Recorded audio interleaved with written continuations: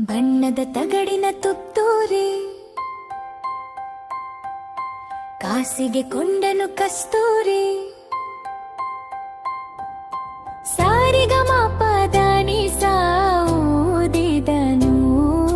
ಸಾನಿದಪ್ಪ ಮಗರಿ ಸಾವುದಿದನು ತನಗೆ ತುತ್ತೂರಿ ಇದೆಯೆಂದ ಬೇರಾರಿಗೂ ಅದು ಇಲ್ಲೆಂದ ತುತ್ತೂರಿ ರೂದುತ್ತಾ ಕೊಳದ ಬಳಿ ಕಸ್ತೂರಿ ನಡೆದನು ಸಂಜೆಯಲಿ ಜಂಭದ ಕೋಳಿಯ ರೀತಿಯಲಿ ಜಾರಿತು ನೀರಿಗೆ ತುತ್ತೂರಿ